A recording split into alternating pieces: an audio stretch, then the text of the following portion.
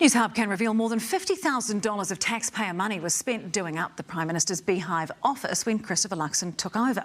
It comes as the spotlight is trained on MPs double-dipping public salaries, taking leave to go on reality telly and scooting away from scrutiny. Here's political editor Jenna Lynch. What do you do for a living? Life's pretty cool at the top. Oh, do you have a cool office? Actually, that's it up there. The 9th floor feeling extra fancy lately as it got an upgrade after Christopher Luxon took office. So welcome to my office. This is the office of the Prime Minister of New Zealand. As the new government slashes public spending, Newshub can reveal $57,000 was spent on upgrading the PM's Beehive office. Are you following your own edict that every single dollar of taxpayer money is being spent carefully? We're doing everything we can to make sure that we're getting good value for taxpayers and we're not treating them like an ATM machine.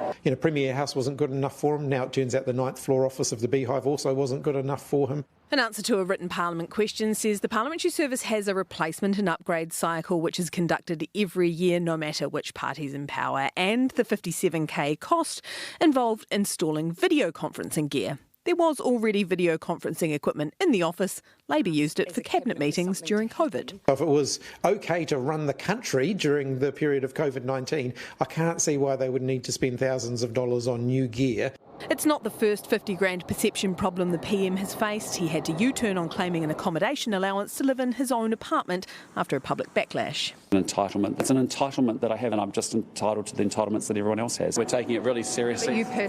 This is taxpayers' money. All of us in government are doing that. Christopher Luxon certainly seems to have an elevated sense of entitlement. He's asking everyone else to tighten their belts, but is happy to spend money on himself. Luxon's crystal clear on reining in public spending everywhere else today, wading into the case of Jamie Arbuckle, the New Zealand First MP, collecting 2 publicly funded salaries. He kept his job on the Marlborough District Council when he was elected.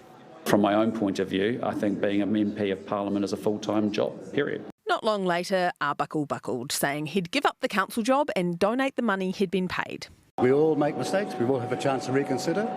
It happens, and it's in the space of 24 hours, it's all been fixed up. MPs are paid full-time. It's a full-time job. Hipkins facing a possible hypocrisy charge on that. He let his deputy leader take leave, allegedly to film Celebrity Treasure Island. Carmel took some personal leave earlier in the year for a couple of weeks. I approved that leave. In terms of what she did during that time, those are questions for her. The leave extended after she injured herself on set.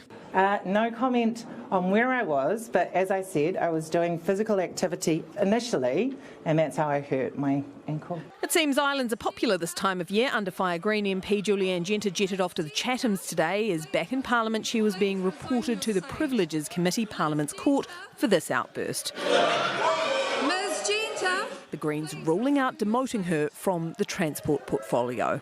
She's one of this country's most experienced and passionate MPs when it comes to transport. Accountability dodged for another day. Well, Jenna joins us now. Kia ora, Jenna. Have we heard anything more from the PM's office on that refurbishment? Yeah, I did ask them some more questions for detail on what that $57,000 was spent on, whether it was all on the video conferencing equipment or whether there's any new furniture or the like purchased. They aren't operating with perfect information at the moment, but here's what we know so far. $20,000 was spent on the video conferencing equipment. Basically, when the PM took over, he looked at it and was surprised by the quality of it. They are making no apologies for spending that money because it is core equipment for a modern workplace. That $37,000 that was left over, they think most of it was spent on computer equipment, though I'm told an office chair was purchased. Newshub also understands that the carpet has been replaced on the 9th floor, though that wasn't included in the $57,000 cost because it's not technically equipment or furniture. Now, there's a couple of schools of thoughts on this. One, the Prime Minister needs this equipment. He speaks to world leaders through video conferencing. It needs to be high spec because it needs to pass national security tests.